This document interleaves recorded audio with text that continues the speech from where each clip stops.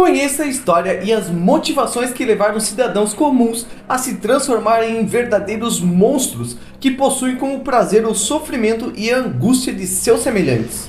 Na maioria dos casos, os criminosos passavam despercebidos por suas comunidades, que reagiam perplexas diante da descoberta. Comumente associados a crimes acontecidos em outros países, são conhecidos mais de 100 criminosos que podem ser classificados como assassinos em série no Brasil.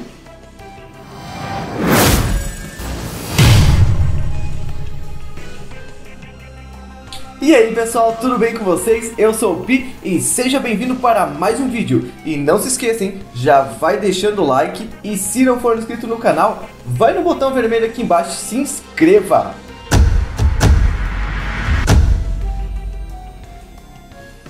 Entre 1986 e 1989, Fortunato Botton Neto, garoto de programa que atuava no Trianon, matou 13 homens. Isso mesmo, 13 homens, com idades entre 30 e 60 anos, com requintes de crueldade. Depois de combinar o preço do programa, ele seguia para o apartamento das vítimas, onde bebia com elas até que ficassem totalmente alcoolizadas. Amarrava os tornozelos e os pulsos, amordaçava e matava por estrangulamento, golpes de faca ou chave de fenda. Terminado o serviço, ele vasculhava o apartamento da vítima à procura de dinheiro e objetos valiosos que pudessem ser vendidos facilmente sem levantar suspeitas. A frieza com que Neto relatou os crimes chocou os policiais que trabalhavam no caso. Em um de seus depoimentos, o maníaco diz: "Matar é como tomar sorvete. Quando acaba o primeiro, dá vontade de tomar mais, e a coisa não para nunca." Neto foi condenado por 3 dos 7 crimes que confessou. Morreu na prisão em fevereiro de 1997 de broncopneumonia decorrente da AIDS.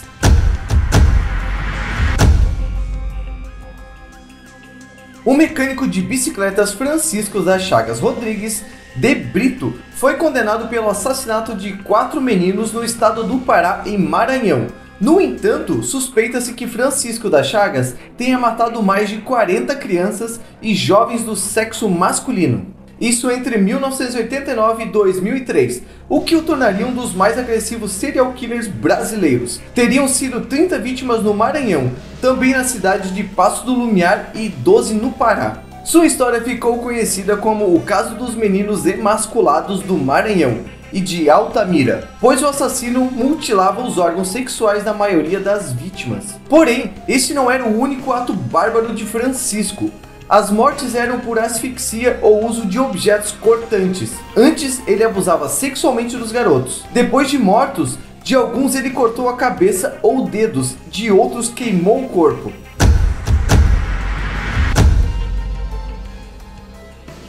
Marcelo Costa de Andrade é o mais conhecido assassino religioso brasileiro. Marcelo cresceu na favela da Rocinha, no Rio de Janeiro. Quando tinha 10 anos, foi abusado sexualmente. Aos 14, começou a se prostituir para viver após fugir do reformatório. Aos 17 anos, tentou estuprar seu irmão de 10 anos. Aos 24 anos, em 1991, começou a matar. Ao longo de 9 meses, efetuou 14 assassinatos até ser preso. Suas vítimas eram meninos de rua que ele atraía para áreas desertas, estuprava e estrangulava, drenava o sangue e o ingeria. Andrade confessou: "Eu preferia garotos porque eles são melhores e têm a pele macia." E o pastor disse que as crianças vão automaticamente para o céu quando morrem antes dos 13. Então eu sei que fiz um favor os enviando para o céu. Durante a investigação foi atribuída a execução de uma menina. No entanto, o criminoso negou o crime e em depoimento afirmou que não mataria meninas, pois essas não mereciam o reino dos céus.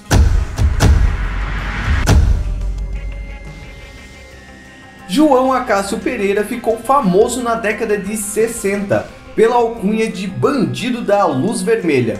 Ele cortava a eletricidade e entrava de pés descalços em mansões de São Paulo. Usava um lenço vermelho para esconder o rosto, ao estilo cowboy, e uma lanterna vermelha. Quando encontrava os moradores das casas, batia um longo papo. Algumas vítimas chegaram a cozinhar para o assaltante. Depois do papo, João fugia com o dinheiro. Era fascinado por filmes de faroeste, pela cor vermelha e gostava de imitar o rei Roberto Carlos. Herdou o nome do norte-americano Cary Chessman, que tinha o mesmo apelido e agia com uma lâmpada vermelha de carro de polícia, executado na Câmara de Gás de 1960 por 17 acusações de estupro e sequestros. A versão tupiniquim, no entanto, matava apenas por acidente, quando reagiam durante os assaltos. Foi preso em 1967, passou 30 anos na cadeia e 4 meses depois de solto, foi morto por um tiro de espingarda numa briga de bar com um pescador em Joinville.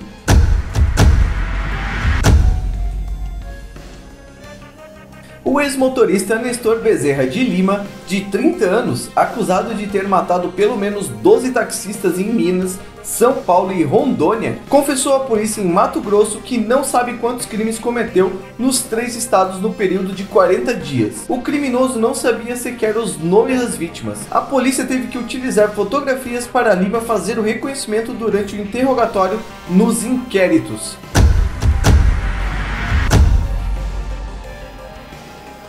Entre 1997 e 1998, Francisco de Assis Pereira fez 9 vítimas, 2 das quais sobreviveram, no Parque do Estado em São Paulo. Ele dizia ser olheiro de agências de modelos e convencia as garotas a subirem em sua moto e ir até o parque para uma sessão de fotos. Lá estuprava e enforcava jovens, antes de deixá-las no mato.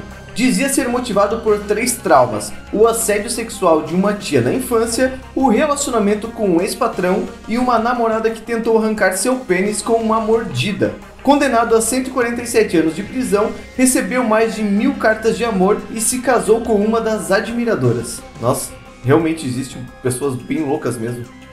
Quem tem coragem de casar com um cara maluco desse?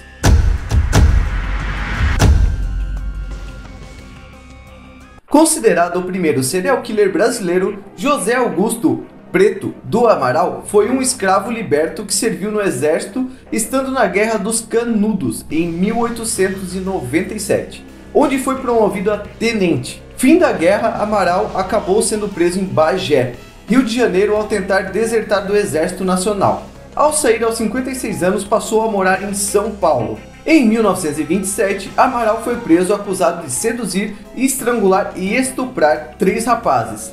Em seu depoimento, Amaral contava que seduzia e depois asfixiava as vítimas, estuprando-as depois de mortas. A primeira vítima tinha 27 anos e conheceu Amaral na Praça Tiradentes, depois de pedir-lhe fósforos. O corpo de Antônio Sanches foi encontrado próximo ao Campo de Marte, na zona norte de São Paulo. A segunda vítima tinha apenas 10 anos e foi atraída por Amaral com balões que ele mesmo vendia.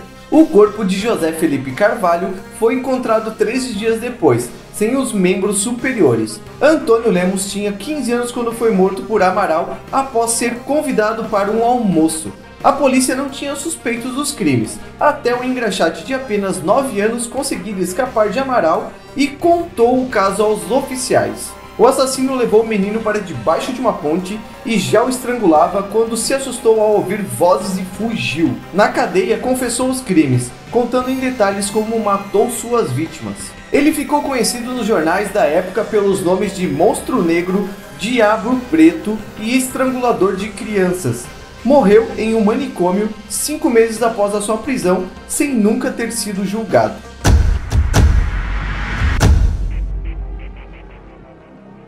Em 1863, o açougueiro José Ramos, um homem elegante e viajado que frequentava as casas de ópera na província de Porto Alegre. Ele tinha um excelente gosto musical, fazia sucesso entre a população com a venda de linguiças que ele e a mulher Catarina Pulse preparavam. O que ninguém sabia é que o ingrediente principal da referida iguaria era a carne das vítimas do casal, seduzidas pelas promessas de uma noite de luxúrias com Catarina. É isso mesmo, pessoal, eles matavam as pessoas e usavam a carne delas para fazer as linguiças. Com a ajuda de Carlos Klausner, o açougueiro Ramos degolava, esquartejava, descarnava, fatiava e guardava as vítimas em baús. moendo aos poucos e transformando-as nas famosas linguiças, que eram vendidas em seu açougue na Rua da Ponte. Os crimes da Rua do Arvoredo foram descobertos em 1894, chocando cerca de 20 mil habitantes da cidade. Ramos foi condenado à forca. Catarina foi internada em um hospício, onde morreu louca. Klausner, àquela altura, já havia virado linguiça. Apesar do escândalo, os crimes foram ignorados pela imprensa da época. A história repercutiu apenas nos jornais da França e do Uruguai. Acredita-se que o caso tenha sido abafado porque a população da cidade queria esquecer que tinha sido transformada por Ramos em canibal. Não se sabe ao certo quantos pobres diabos Ramos matou, nem os motivos que o levaram a isso, mas ele pode ser considerado o primeiro serial killer brasileiro a que se tem registro. E aí pessoal, deixem nos comentários, vocês sabiam de todas essas histórias? Esse povo é muito louco mesmo, né? Não, eu acredito que isso só pode ser uma doença, porque para fazer umas barbaridades que essas pessoas fizeram, não pode ser normal. E aí, gostou do conteúdo? Se gostou, já se inscreve no canal, deixa o like e ativa o sininho. Dessa maneira você sempre vai receber a notificação dos nossos novos vídeos. E assim, você me ajuda a levar esse mundo de curiosidade para mais pessoas. E como sempre, vou deixar aqui mais 2 vídeos para vocês continuarem maratonando o canal. Um grande abraço e até o nosso próximo vídeo.